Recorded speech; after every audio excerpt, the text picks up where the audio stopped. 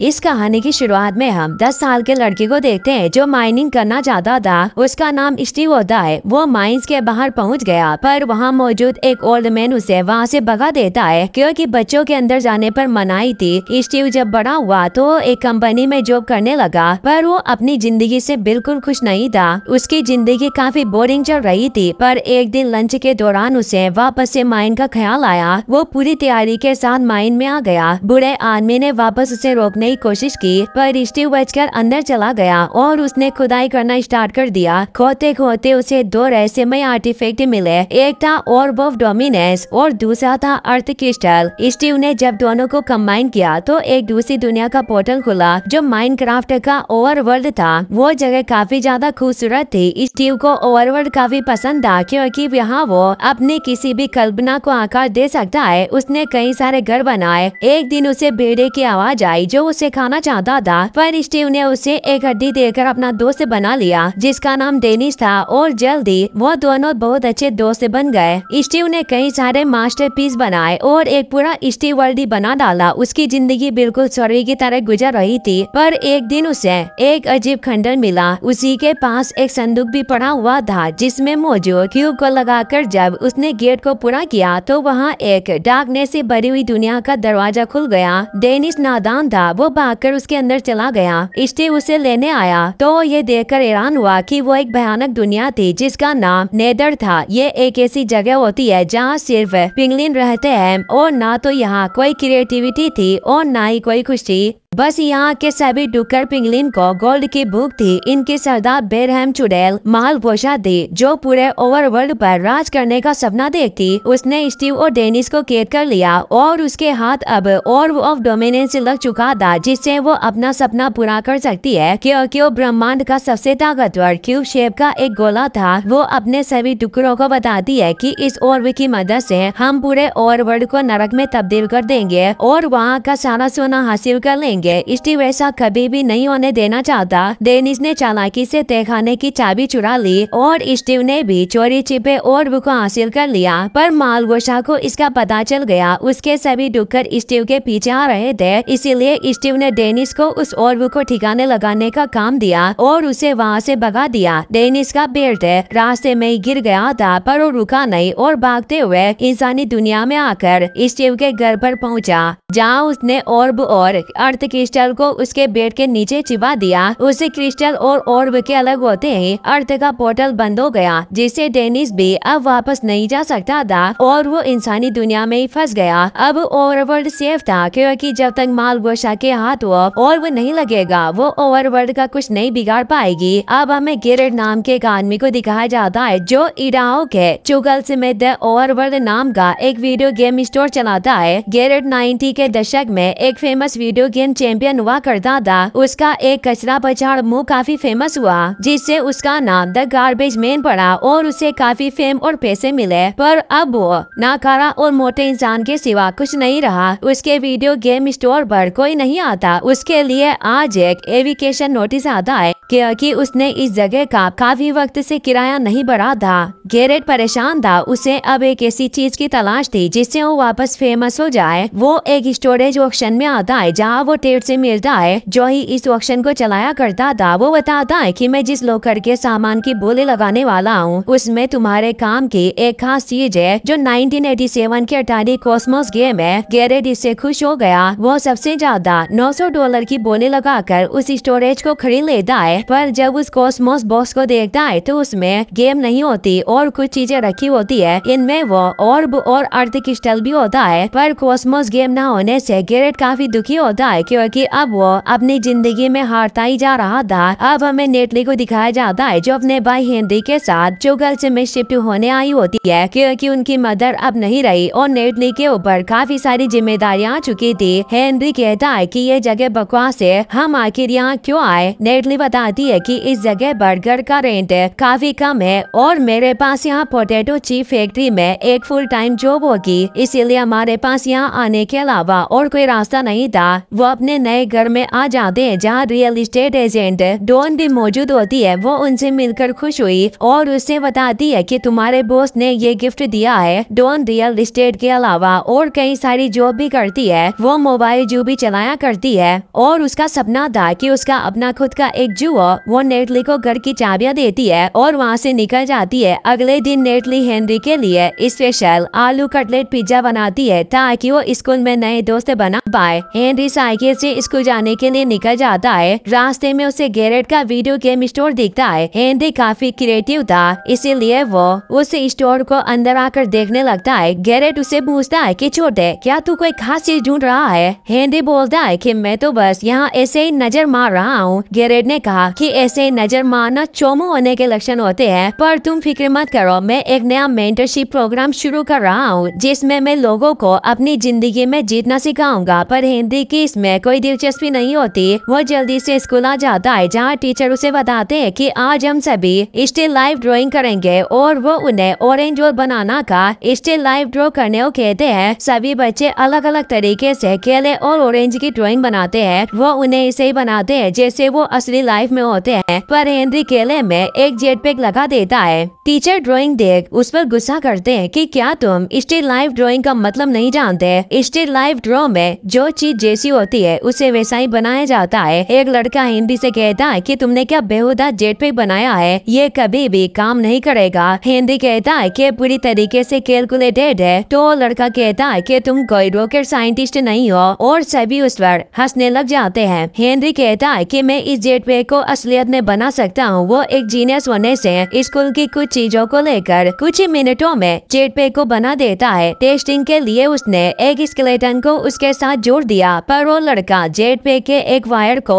काट देता है ताकि वो ठीक से काम ना करे। हेनरी जैसे ही उस जेट पैक को उड़ाता है तो उसे वो कंट्रोल नहीं कर पाता और वो पोटैटो चिप कंपनी से जाकर टकराता है जहाँ नेटली काम करती थी। फैक्ट्री के ऊपर लगा हुआ आलू का बोर्ड टूट जाता है और वो जायंट पोटैटो पानी में आ गिरा। सभी काफी डर गए। वाइस प्रिंसिपल मार्लिन हेनरी से बात करती है। वो उसे बताती है कि शुक्र है कि तुम्हारी वजह से किसी की जान नहीं गई। हेनरी कहता है कि वो सब एक गलती की वजह से हुआ। मार्लिन कहती है कि इस गलती से तुम बहुत बड़ी मुसीबत में पड़ सकते हो, जल्दी से तुम्हें अपने गार्डियन को यहाँ बुलाना होगा। हेनरी नेटली को कॉल नहीं कर सकता था। वो गैरेट को कॉल लगाता है और उसे बताता है कि मैं आलू कटलेट वाला चोमू बोल रहा हूँ, मुझे आपसे सिर्फ छोटी सी मदद चाहिए। क्या आप स्कूल आकर मेरे नकली अंकल बन सकते हो? गैरेट पहले तो मना कर देता है, पर जब हेनरी उसे 2000 रुपए का लालच देता है तो वो तुरंत अपनी कार लेकर स्कूल पहुँच जाता है और वो हेनरी को लेकर स्कूल से सीधा स्टोर आ जाता है। हेनरी काफी परेशान होता है। तभी वहाँ उसे वो और अर्थ क्रिस्टल नजर आता है। वो गैरेट से उसके बारे में पूछता है, पर वो कहता है कि मैं खुद नहीं जानता कि ये क्या है, पर लगता है कि इसका मुझे अच्छा दाम मिलेगा। वो देखता है कि उस ऑर्ब के साथ वाले बैग में एक मैनुअल है जिसमें लिखा होता है कि कभी भी किसी भी हाल में ऑर्ब और क्रिस्टल को एक मत करना। ऑब्वियसली हेनरी उन दोनों को जोड़ देता है जिससे उसमें से तेज एनर्जी निकलने लगती है क्योंकि उस माइन में वापस ओवरवर्ल्ड का रास्ता खुल चुका था और वो ऑर्ब को उस गेट की तरफ खींच रहा था। हेनरी और गैरेट उस माइन के पास पहुंच जाते हैं। वही नेटली अपने भाई को लेकर काफी परेशान होती है। वो डॉन को वहाँ बुलाती है और उसे बताती है कि हेनरी कई घंटों से गायब है। डॉन उसका मोबाइल लेकर हेनरी की लोकेशन ट्रेस कर लेती है जिससे उन्हें पता चल जाता है कि वो एक माइन में गया है और अब वो दोनों भी उस माइन की तरफ निकल जाते हैं। वहीं हेनरी और गैरेट को ओवरवर्ल्ड का रास्ता नजर आ जाता है जिसे देखकर वो खुश होते हैं, पर तभी नेटली भी डॉन के साथ आ जाती है। तभी पोर्टल ऑर्ब को अंदर खींचने लगता है। सभी उसे पकड़कर रोकने लगते हैं पर वो उसे रोक नहीं पाते और सभी माइनक्राफ्ट की दुनिया ओवरवर्ल्ड में आ जाते हैं। वो उस दुनिया को देखकर काफी खुश हुए। ये दुनिया काफी खूबसूरत थी पर यहाँ सब कुछ क्यूब के शेप में था। वहीं अब हमें मालगोशा को दिखाया जाता है जिसे भी अब पता चल चुका था कि ऑर्ब अब वापस ओवरवर्ल्ड में आ चुका है, इसीलिए वो स्टीव के पास जाती है क्योंकि अगर वो खुद ओवरवर्ल्ड में गई तो वहाँ वो ज़ॉम्बीफाई हो जाएगी। वो स्टीव को डराते हुए कहती है कि ऑर्ब वापस लौट आया है। स्टीव को यकीन नहीं होता। मालगोशा कहती है कि तुमने उसे चुराया था और तुम्हें वापस उसे लेकर आओगे वरना मैं तुम्हारे उस पालतू कुत्ते को मार डालूंगी। वो उससे झूठ बोलती है क्योंकि उसके पास पास डेनिस नहीं था, पर वो स्टीव को यकीन दिलाने के लिए उसे डेनिस का बेल्ट दिखाती है जो रास्ते में उसके साथियों को मिल गया था। वो कहती है कि अगर तुम ऑर्ब को मेरे पास लेकर आ गए तो मैं तुम्हें उस बिल्ले को लौटा दूंगी। स्टीव मान जाता है। वही हम एक विलेजर को देखते हैं जो उस पोर्टल के थ्रू इंसानी दुनिया में आ जाता है। डेनिस भी वही मौजूद था और अब वो भी ओवरवर्ल्ड की तरफ चला जाता है। वहीं गैरेट एक शिप से बात करने की कोशिश कर रहा होता है, तभी अचानक रात हो जाती है जिससे वो शिप डरकर भाग जाती है और अब काफी सारे स्केलेटन उनके ऊपर हमला करना स्टार्ट कर देते हैं जिससे वो बचकर भागने लगते हैं। इस दौरान गैरेट एक गड्ढे में गिर जाता है। हेनरी पंच करके क्यूब को इकट्ठा करना सीख जाता है जिससे वो कई सारे वुड क्यूब को इस्तेमाल करके टावर बनाना शुरू कर देता है जिससे वो ज़ॉम्बी और स्केलेटन से बच गए थे। पर गैरेट अभी भी बाहर था। वो चोरी छिपे उस गड्ढे से बाहर निकल आता है, पर तभी एक क्रीपर उसे देख लेता है और उसे मारने की वजह से वो ब्लास्ट हो जाता है। ज़ॉम्बी उस पर अटैक करने लगते हैं। वो हिंदी के बनाए हुए टावर की तरफ आता है। गैरेट बाहर पड़े हुए ऑर्ब को भी ले लेता है, पर एक हमले में उसका अर्थ क्रिस्टल टूट जाता है जिससे बाहरी दुनिया का दरवाजा बंद हो गया। गैरेट उस ऑर्ब को लेकर ज़ॉम्बी से फाइट करने लगता है। टावर में भी अब ज़ॉम्बी प्रकट हो रहे थे, पर वो उसे बाहर फेंक देते हैं। हेनरी गैरेट को भी टावर के अंदर ले लेता है, लेकिन एक क्रीपर के ब्लास्ट से उस टावर में छेद हो जाता है और अब कई सारे ज़ॉम्बी अंदर आने लगते हैं जिससे वो सभी काफी डर जाते हैं। लेकिन अब स्टीव वहाँ गया था जो सभी ज़ॉम्बी को मारने लगता है। इतने में सुबह भी हो जाती है जिससे सारे ज़ॉम्बी जलकर खत्म हो जाते हैं। सभी उसे देखकर हैरान थे। वो बताता है कि मैं स्टीव हूँ और अब तुम सभी यहाँ फंस चुके हो और कभी भी घर वापस नहीं लौट पाओगे क्योंकि इस ऑर्ब का अर्थ क्रिस्टल टूट चुका है और सिर्फ वुडलैंड मेंशन ही एक ऐसी जगह है जहाँ दूसरा अर्थ क्रिस्टल हो सकता है, पर वो जगह काफी खतरनाक है। उस जगह पर जाना यानी मौत के मुंह में जाकर खुद का खात्मा करना। नेटली कहती है कि यह जगह भी इससे कोई कम नहीं है, यहाँ हर तरफ खतरे हैं। स्टीव मान जाता है और कहता है कि मैं तुम्हें घर पहुँचा दूंगा, पर फिर यह ऑर्ब मेरा होगा। अब वो उन्हें पास ही गए मिडपोर्ट विलेज में लेकर जाता है जहाँ वो उन्हें विलेजर्स के बारे में बताता है कि ये सिर्फ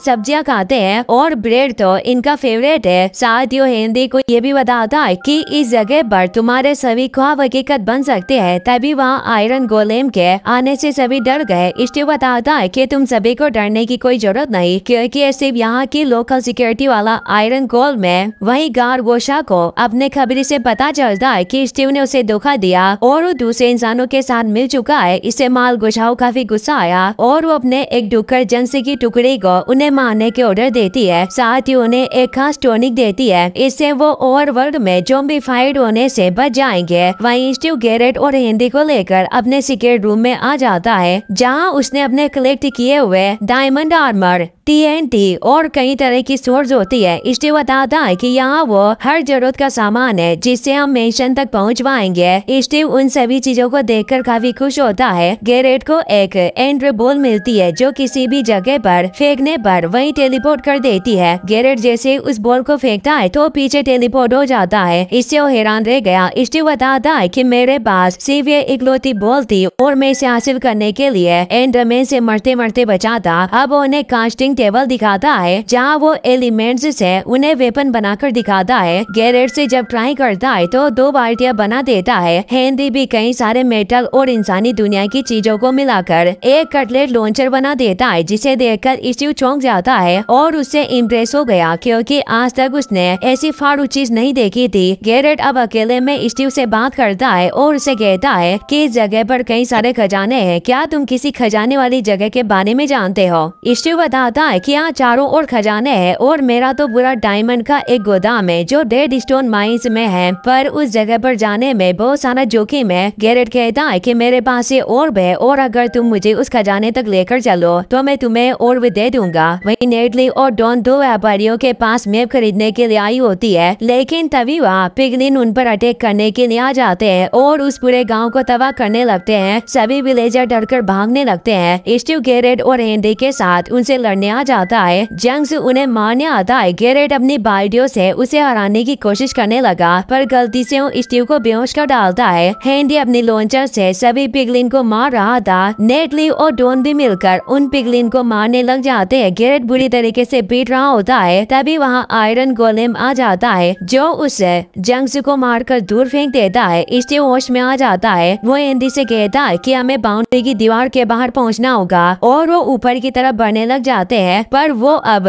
नेटली और डॉन से अलग हो गए थे। नेटली परेशान होती है पर डॉन उसे बताती है कि हम मेंशन पहुंचकर उसे मिल लेंगे। हेनरी गेरेट और स्टीव के साथ टॉप पर आ जाता है। स्टीव उन दोनों को विंग देता है पर उसके पास सिर्फ 2 ही थे जिससे वो गेरेट के ऊपर बैठकर उड़ता है, पर पिगलिन अभी भी फ्लाइंग गार्ड से उनके पीछे आ रहे थे, पर वो उनसे बचकर बाउंड्री के पार निकल जाते हैं और वो सभी पिगलिन नेट में फंसकर अटक जाते हैं। पर हेनरी के ऊपर एक पिगलिन आ गया था जिससे उसका बैलेंस बिगड़ जाता है और वो तीनों टकराते हुए नीचे गिरने लगते हैं। स्टीव वक्त रहते वाटर बकेट का इस्तेमाल करता है जिससे उनकी जान बच जाती है। हेनरी स्टीव से पूछता है कि वो सभी डुक्कर पिगलिन हमें क्यों मारना चाहते हैं। स्टीव बताता है कि उन सभी को मारगोशा ने भेजा था, जो एक बुढ़ी डुक्कर चुड़ैल आंटी है जो नेदर नाम के जाननुम में उन सभी पर राज करती है। मालगोशा के खलनायक बनने की शुरुआत वहीं से हुई जहाँ से सभी पिगलिन की होती है। मालगोशा बचपन से ही एक वर्ल्ड क्लास डांसर बनना चाहती थी, इसीलिए वो नेदर टैलेंट शो के दौरान सभी को अपने मुंह से दिखाने लगी, पर उसके कातिलाना लटको झटकों को पिगलिन झेल नहीं पाए और सभी ने उसका खूब मजाक उड़ाया। इससे उसका सपना टूट गया। उसके पिता ने भी उसे खूब डांटा और बताया कि तुम्हारे उस डांस ने मेरी नाक कटवा दी, अब अपने सपने को भूल जाओ और इस कुल्हाड़ी से मेरे लिए सोना लेकर आओ। इस दिन से ही मालगोशा को हर तरह की क्रिएटिविटी से नफरत थी, इसीलिए जिस किसी को भी कुछ क्रिएटिव चीज बनाते हुए देखती तो उसे मार देती। अगर वो और उसके हाथ लग गया तो वो इसे ओवरवर्ल्ड के सूरज को काला कर देगी, जिससे इस दुनिया में फफूंदियां छाने लगेगी और वो यहाँ अपनी काली दुनिया बसाएगी, जिससे ये खूबसूरत दुनिया तबाह हो जाएगी। हेनरी उसे कहता है कि सब जानने के बावजूद भी तुम उसे और भी देना चाहते थे। स्टीव कहता है कि मैं उसे कभी ऐसा नहीं करने दूंगा, पर और भी की मदद से ही मैं डेनिस को बचा सकता हूँ और हम वो सभी आगे बढ़ने लग जाते हैं। वही हमें मालगोशा को दिखाया जाता है जो जंग से भर काफी गुस्सा होती है और अब वो इंसानों को खत्म करने के लिए अपने सबसे खतरनाक डुक्कर गेरेट होप को बाहर बुलाती है, जिससे वो जंग से को भी मरवा देती है और उसे कहती है कि जल्दी से उन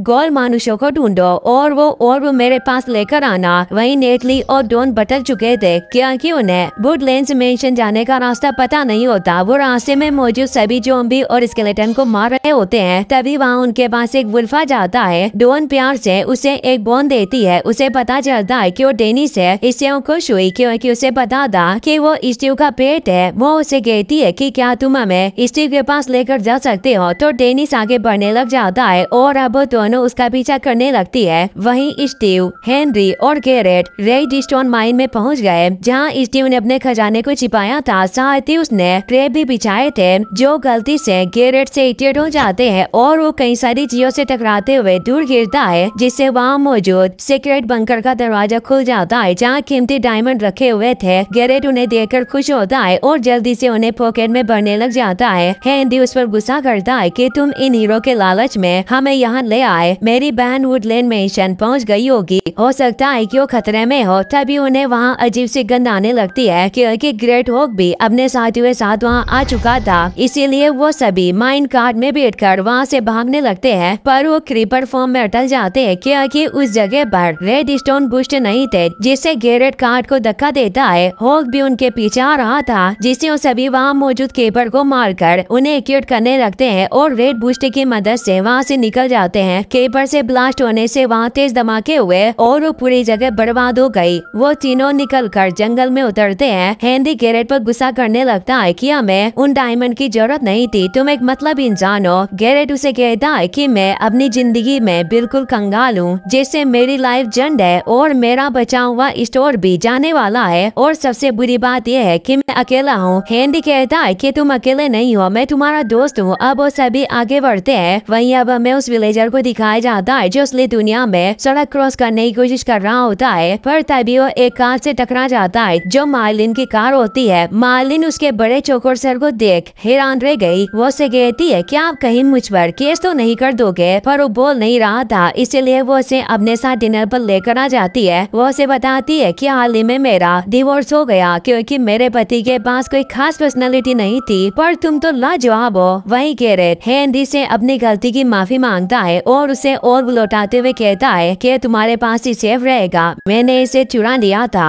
अब वो तीनों वुडलैंड मेंशन के बाहर आ गए थे। स्टीव उन्हें बताता है कि इस मेंशन में 3 फ्लोर है। फर्स्ट फ्लोर में विंडिकेटर भरे हुए हैं और सेकंड फ्लोर पर एवोकर्स भटकते हैं जिनके अंदर पावरफुल डार्कनेस मौजूद है। तीसरे फ्लोर पर कई सारे खजाने हैं जिनमें वो अर्थ क्रिस्टल होगा, पर उन खजानों की हिफाजत एंडरमैन करते हैं, इसीलिए चाहे कुछ भी हो पर तुम इनके आंखों में मत देखना। हेनरी उन्हें कहता है कि मैं चुपके से उस फ्लोर में पहुंच जाऊंगा और तुम दोनों मिलकर उन विंडिकेटर का ध्यान भटकाना। वो दोनों म्यूजिशियन बनकर अंदर जाते हैं और विंडिकेटर को नाच गाने से बहकाने लगते हैं, जिससे मौका पाकर हेनरी सेकंड फ्लोर पर पहुंच जाता है। वहाँ काफी सारे एवोकर्स पहरा दे रहे थे जो उसे थर्ड फ्लोर की तरफ बढ़ते हुए देख लेते हैं। हेनरी भागते हुए थर्ड फ्लोर का दरवाजा बंद कर देता है जिससे वो उनसे बच जाता है और अब वो वहाँ मौजूद सभी बॉक्स में से अर्थ क्रिस्टल ढूंढने लगता है। वहीं गैरेट और स्टीव को भी उन विंडिकेटर ने पकड़ लिया होता है। अखाड़े में गैरेट को चिकन और ज़ॉम्बी बेबी से फाइट करनी पड़ती है जिसमें वो पीट रहा होता है। वहीं हेनरी को वो अर्थ क्रिस्टल मिल जाता है, पर वहाँ वो एंडरमैन आ गया था। हेनरी उसकी आंखों में देख लेता है जिससे उसे अजीब से विजन आने लगते हैं जिसमें सभी उसे बेकार के रहे थे, पर वो जल्दी उनसे बाहर निकल आता है और अपनी एक्स से उसे एंडरमैन को काफी मुश्किल से मार डालता है, जिससे उसे एक एंडरबॉल भी मिल जाती है। अब वो तीनों वहाँ से भागने लगते हैं, पर अब मार्गोशा अपने डुगरों के साथ वहाँ जाती है और वो अपनी स्टिक की पावर से हेनरी के पास मौजूद ऑर्ब को अपने पास ले लेती है और अपने साथियों को उन्हें मारने के लिए बोलकर वहाँ से निकल जाती है। वो सभी डुगर उन पर TNT से अटैक करने आने लगते हैं। गैरेट हेनरी को बचाने के लिए उसे एक फ्लाइंग गास्ट पर फेंक देता है। स्टीव भी उसके ऊपर चला जाता है, पर गैरेट नहीं जाता और वो उन डुगरों को रोकने लगता है, पर TNT ब्लास्ट से एक तेज धमाका होता है। इससे हेनरी को लगता है कि वो मारा गया और वो जोर से चिल्लाता है। अब वो दोनों भी दूर आकर उस फ्लाइंग गास्ट को संभाल नहीं पाते और नीचे गिर जाते हैं। वो बेहोश हो चुके थे। डेनिस स्टीव को होश में लाता है क्योंकि डॉन और नेडली ने उन्हें ढूंढ लिया था और वो उन्हें मशरूम के घर में ले आए होते हैं। स्टीव डेनिस से मिलकर काफी खुश होता है। वहीं मार्गोशा नेदरवर्ल्ड डोर के ऊपर एक डिवाइस बनाती है जिसमें उस ऑर्ब को डालने पर एक तेज लेजर बीम निकलती है जो सूरज को डार्क एनर्जी से कवर कर देती है। इससे पूरे ओवरवर्ल्ड में अंधेरा छा जाता है और सभी जगह फफूंदी छाने लगती है, जिससे अब वो बिना टोनी के वहाँ रह सकते थे और उन्हें ज़ॉम्बीफाइड होने का कोई खतरा नहीं था, जिससे नेदर की पूरी सेना अब ओवरवर्ल्ड में आ जाती है। स्टीव ये देखकर परेशान होता है। वो कहता है कि मार्गोशा ने पूरी फौज इकट्ठा कर रही है, वो ये पूरी दुनिया तबाह कर देगी, इसीलिए हमें उससे और भी छीनना होगा। सभी उन पिगलिन से लड़ने के लिए तैयार होते हैं। वो युद्ध के लिए पहले अपनी सेना तैयार करने लगते हैं। कई सारे आयरन इग्नोर्स को तैयार करते हैं और कई सारे TNT बिछाते हैं। साथ ही वो कई सारे वेपन भी बनाते हैं जिससे वो ओवरवर्ल्ड को बचाने के लिए पूरी तरीके से तैयार थे। मार्गोशा अपने सभी टुकड़ों से कहती है कि अब ओवरवर्ल्ड हमारा है, इसीलिए सभी विलेजर्स की हर एक क्रिएटिविटी को नष्ट कर दो